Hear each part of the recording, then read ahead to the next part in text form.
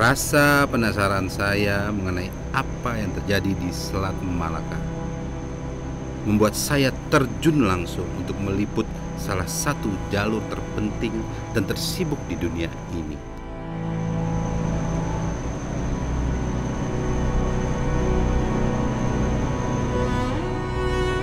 Propeller dari kapal Hiu 16 kelilit oleh tali. Dengan sumber daya alam yang melimpah, lajur ini merupakan lajur yang masih menjadi dilema antara Indonesia dan Malaysia, sehingga kerap rawan terhadap kasus ilegal, salah satunya adalah illegal fishing. Apa yang sebenarnya terjadi di sana? Serta bagaimana strategi pemerintah dalam menjaga daerah perairan ini? Ikuti saya dalam perjalanan menelusuri Selat Malaka hanya di Cakap. Catatan harian awak kapal pengawas episode Patroli Selat Malaka. Patroli Optima Malindo.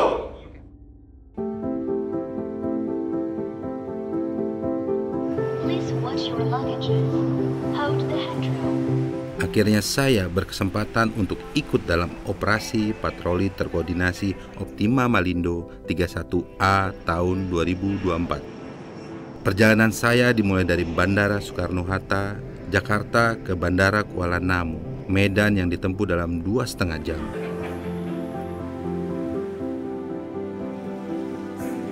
Sesampainya di Medan, saya langsung menuju ke stasiun PSDKP Belawan dengan durasi sekitar kurang lebih 1 jam.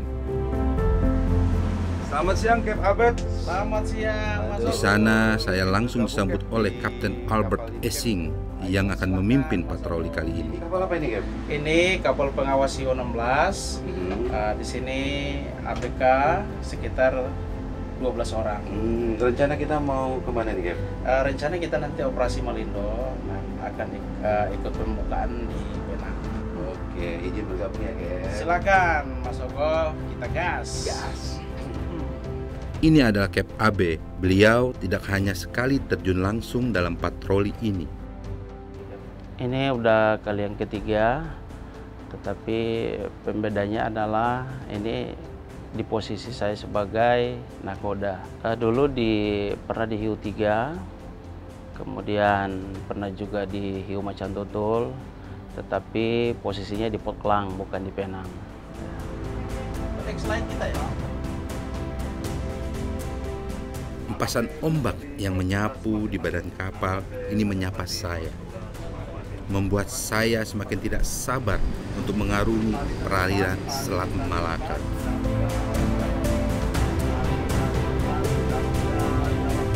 Perjalanan dimulai dari sini, dari Medan. Kita akan mengikuti kegiatan patroli bersama Malaysia dan Indonesia dengan onboard di kapal Hiu 16 KKP. Perjalanan kami akan dimulai dari destinasi pertama kita, yaitu negeri jiran, tepatnya di Pulau Pinang, tempat temu seluruh kapal pengawas Patkor Optima Malindo 31A Indonesia. Kamar tamu, kita mau lihat gimana nih isi ke dalam kamarnya. Sekarang saya sedang dituntun ke kamar tamu yang nantinya akan saya inapi dalam seminggu ke depan. Nah, ini dia kamarku selama seminggu nanti. Aku akan mengikuti kegiatan patroli Malindo Malaysia Indonesia. Seminggu ke depan aku akan tidur di sini, di kamar yang istimewa, imut tapi nyaman. Kita lihat yuk, cek.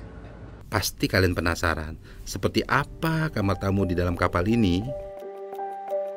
Ini kasurnya lumayan nyaman, space-nya juga cukup untuk 1 orang.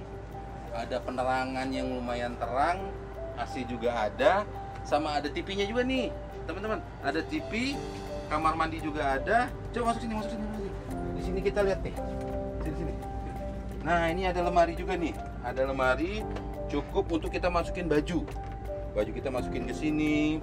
Nah, ini ada telepon dalam keadaan darurat. Jadi kalau teman-teman kenapa-napa di kamar, langsung aja telepon untuk anjungan ke depan. Jadi mereka langsung akan menyampari teman-teman. Pokoknya nikmati perjalanan ini ke patroli bersama Malindo Malaysia Indonesia.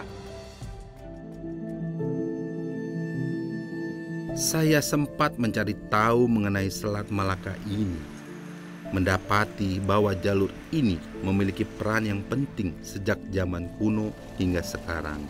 Karena Selat Malaka menjadi salah satu lajur terpenting bagi perdagangan di dunia yang menghubungkan Samudra Hindia dan Pasifik. Mulai dari Eropa, Timur Tengah, dan Asia Selatan, dengan Asia Tenggara dan Asia Timur. Tak hayal, lajur ini dijuluki sebagai lajur sutra laut, penghubung timur dan barat. Zaman sejarah tadi, itu sudah menjadi tempat yang penting untuk pelayaran. Jadi pengangkutan barang dan orang itu dari zaman dulu sudah sangat marak dilakukan di sana. Sehingga kalau kita bicara sekarang misalnya, sampai sekarang ya, perdagangan dunia itu volumenya tinggi sekali lewat Selat Malaka. Jadi kita bisa lihat sekarang, kalau misalnya Selat Malaka itu gagal kita amankan misalnya gitu ya, maka dia tidak hanya berpengaruh kepada Indonesia, Malaysia, dan Singapura, tapi berpengaruh kepada dunia.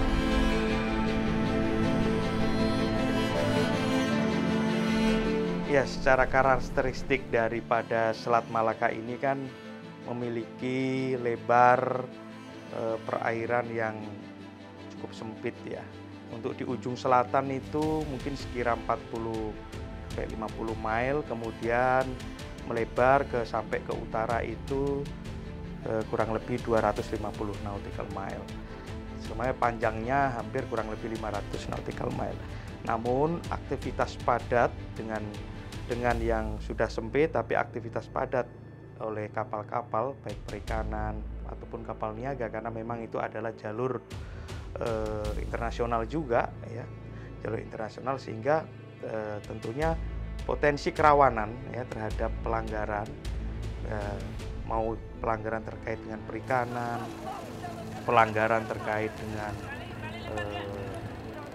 pidana lainnya ya, seperti perdagangan orang, kemudian narkoba ya, termasuk human trafficking, itu juga kental di Selat Malaka itu.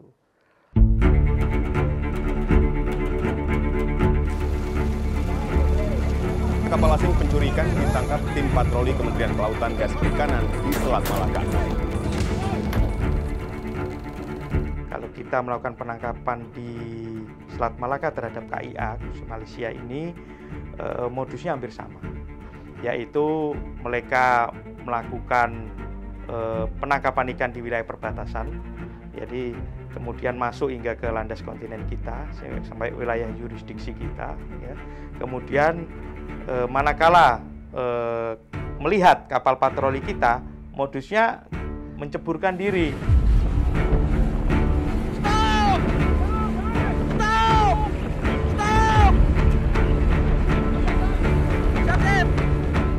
Sekitar bulan Maret ya atau April, menceburkan diri supaya petugas patroli kita fokus kepada awak kapal yang menceburkan diri.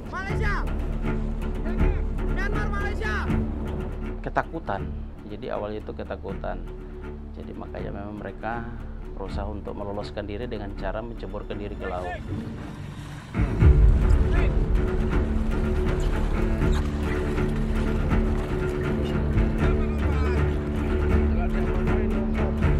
Ya, karena memang sesuai dengan ketentuan ya, kita harus selamatkan itu nyawa manusia, ya kan?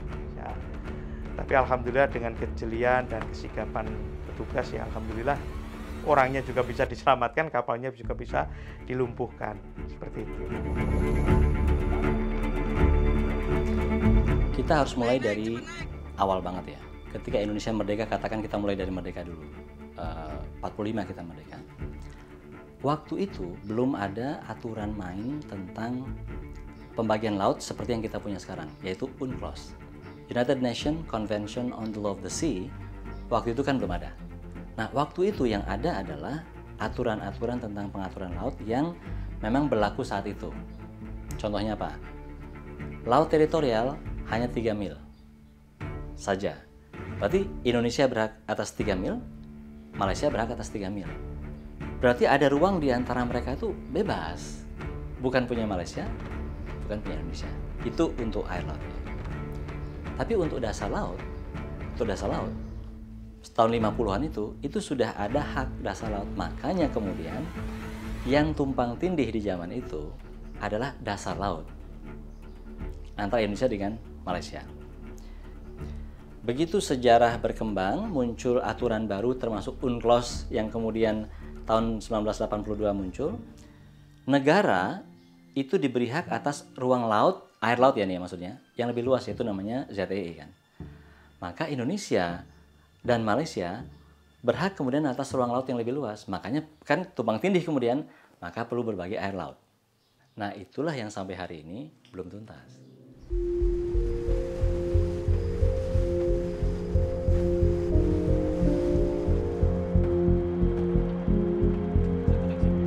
Sebelum Fajar menyingsing, Kep AB berinisiatif untuk menjelaskan mengenai perjanjian antara Indonesia dan Malaysia di Selat Malaka yang sudah disepakati oleh kedua belah pihak. Ada 3 garis, garis teritorial, landas kontinen, dan JTE Indonesia-Malaysia. JTE ini adalah zona abu-abu yang sering kita temukan kapal-kapal ikan asing Malaysia itu masuk di zona ini. Jadi sesuai dengan perjanjian kedua negara MOU bahwa ketika menemukan kapal ikan yang operasi daerah sini, kita langsung lakukan request to leave atau kita berhentikan dan suruh mereka kembali ke wilayah perairan Malaysia. Wilayah abu-abu di Selat Malaka sebagaimana MOU Common Guideline antara Indonesia Malaysia sudah ditentukan titik-titiknya berada di mana, sehingga kita di pemerintah Indonesia juga tetap menghormati itu ya, sehingga ada beberapa langkah-langkah tindakan yang dilakukan oleh Direktorat Jenderal PDKP manakala melakukan pemeriksaan yang berada di grey area itu. Ada 3 langkah. Kalau memang dinyatakan memang itu berada di sana, pengusiran, dan itu sudah pernah kita lakukan hingga sampai saat ini.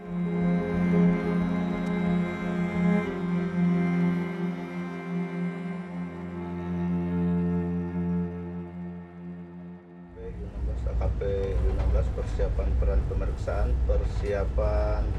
pemeriksaan.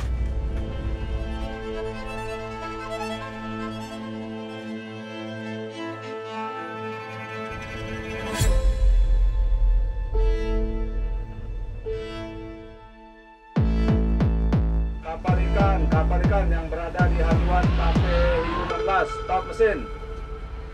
Kami akan memeriksa kapal Anda.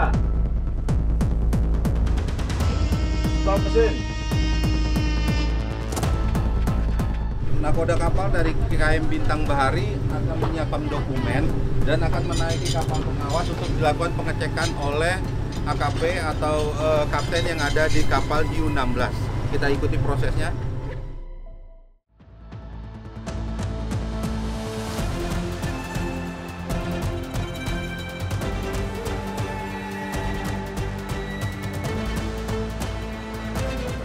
Tidak ada permasalahan. Surat-surat saya kembalikan kembali. Silakan Bapak menandatangani di sini. Sini ya Pak ya. Sini ya. Ya. Besok rencana. Besok ya. Pak Ivan Fahmi, pernah nggak sih Bapak mau tidak mempunyai surat yang lengkap gitu dalam melakukan kegiatan penangkapan ikan? Nggak pernah lah Pak. Nggak pernah ya. Selalu lengkap ya? Selalu lengkap. Kalau nggak lengkap kami nggak berangkat. Oh, kalau nggak lengkap kami nggak berangkat ya. Pak, sehat ya? Sehat, alhamdulillah. Ya, syukur. Jadi udah 8 hari operasi Pak ya? Hari operasi. Surat lengkap semua. Alhamdulillah. Selama saya meliput, saya kagum melihat kesiagapan awak kapal Hiu 16 dalam melakukan tugasnya. Ketegasan dan kinerja mereka patut untuk diapresiasi. Kebanyakan yang ditemui adalah kapal-kapal Indonesia yang berada di zona Selat Malaka ini. Tidak pandang bulu, pengecekan pun dilakukan.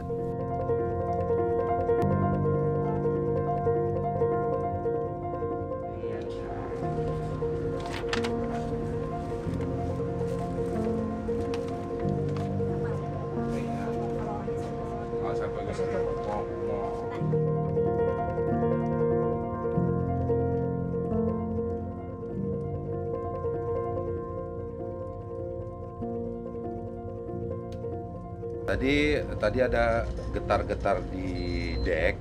Ternyata setelah saya bertanya dengan Bang Anton, ada propeller itu nyangkut tali atau biasanya pancing kapal ikan yang menyangkut ke propeller yang menyebabkan getaran di engine belakang. Itu berasa sekali di dek sini. Nah, Bang Anton sudah konfirmasi di bagian engine untuk melakukan pembebasan tali dari propeller. Nanti AKP akan menyelam ke bawah dan memutuskan jaring atau tali yang menyangkut di propeller KP Hiu 16.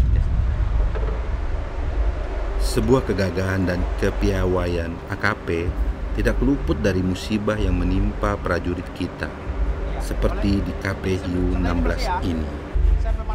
Kapal terjerat situasi yang rumit.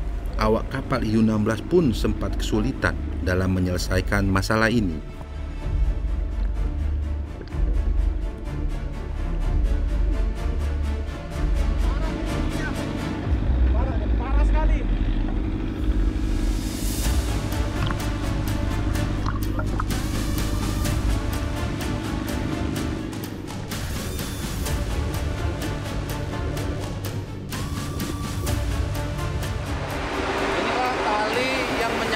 Propeller kapal kita yang tadi berhasil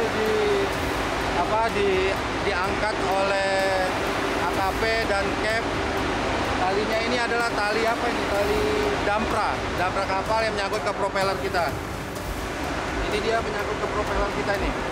Ini talinya nih. Ini yang mengakibatkan mesin kapal bergetar. Matahari mulai terbenam. Perjalanan kami ditemani oleh desiran indah suara ombak serta cahaya yang remang-remang dari ufuk barat.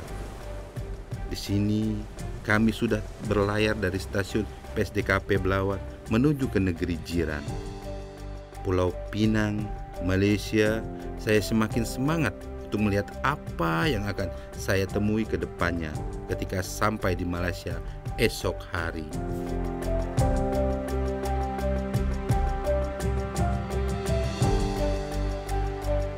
Keesokan harinya, di pagi hari yang cerah, saya mendapati jika perjalanan kita sudah mendekati tujuan awal, yaitu Pulau Pinang, negeri jiran Malaysia.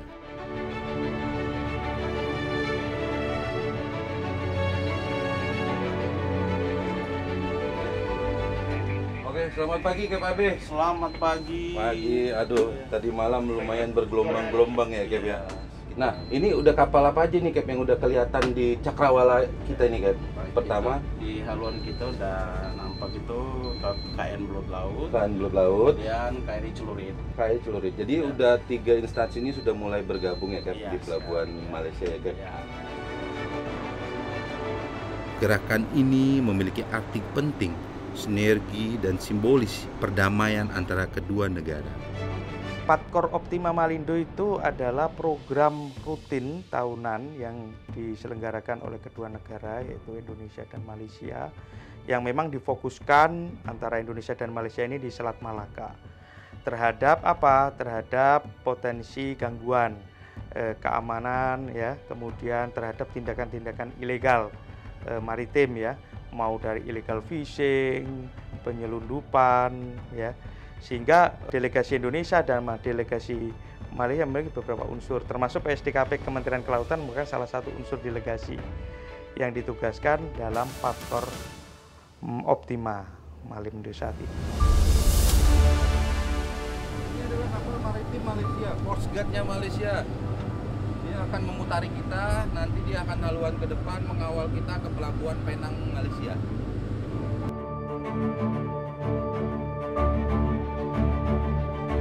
Sayup-sayup bayangan dermaga jeti Swettenham Pearl Cruise Terminal, Pulau Pinang, Malaysia sudah nampak di pandangan kami. Lalu dengan sigap, Cap Abe pun memberikan komando untuk menyandarkan kapal.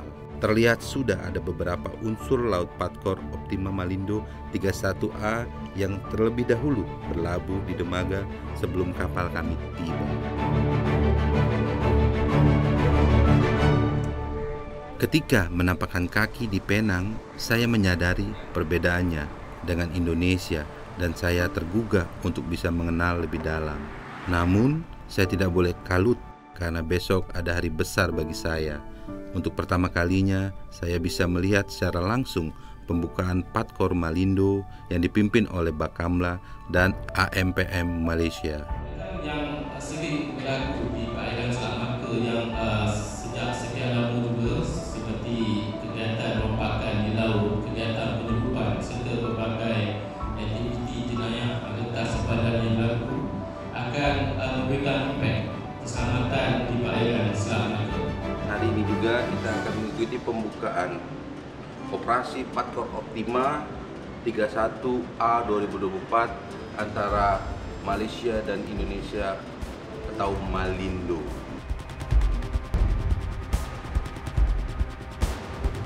Yang pasti tujuan dari Patkor Malindo ini Optima adalah meningkatkan kerjasama maritim ya, antara kedua negara yang difokuskan di Selat Malaka ini, menurunkan atau meminimalisir tindak kejahatan yang berada di wilayah Selat Malaka. Ya, tidak hanya di perikanan saja, tapi juga terkait dengan narkoba, penyeludupan manusia, dan lain sebagainya. Nah, tentunya ini dibarengi dengan upaya dan langkah-langkah. Jadi dengan menurunkan jajaran Kementerian Kelautan di Dijen PSDKP menurunkan delegasi, kemudian unsur yang terlibat dalam Patkor ini kan sebagai bukti nyata bahwa semangat ya untuk membumi hanguskan ya tindak pidana yang ada di Selat Malaka ini.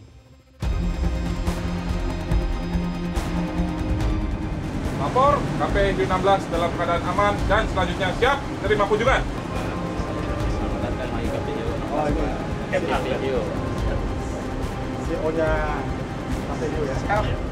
Sebelum operasi dimulai, pihak Bakamla dan AMPM melakukan evaluasi pada KPU-16.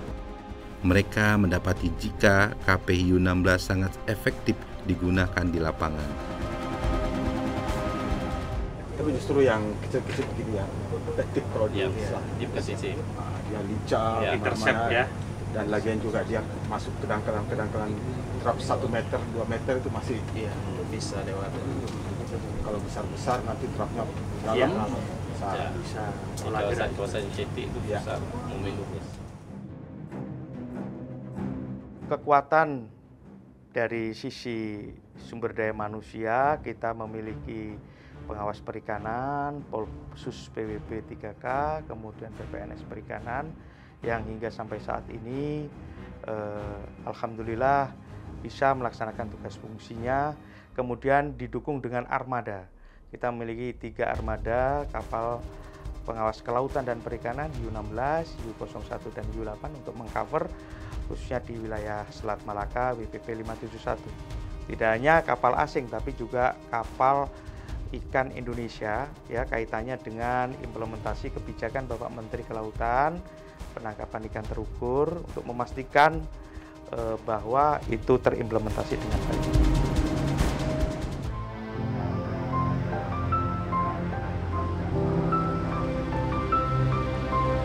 Kita sudah bertolak dari Pelabuhan Penang. Rencananya kita akan operasi Malindo di Selat Malaka. Akhirnya, momen yang saya nantikan telah tiba. Saya menyaksikan secara langsung betapa gagahnya seluruh aset patroli yang baru bertolak dari Pulau Penang. Saya merasakan betapa kuatnya hubungan kerjasama antara Indonesia dan Malaysia di sektor kelautan yang terjalin dengan tujuan yang sama, yakni saling menjaga perairan Selat Malaka dari berbagai potensi ancaman keamanan.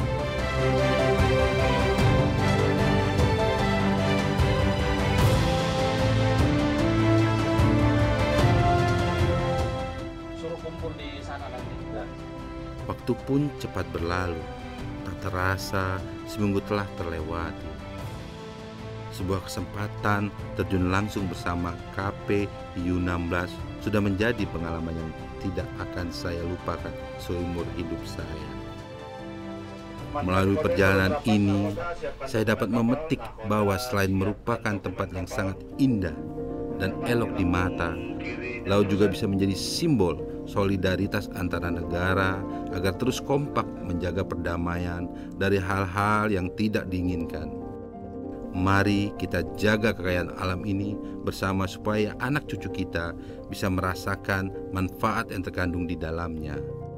Salam Nusantara Lestari Jaya. PSDKB, Pancasila!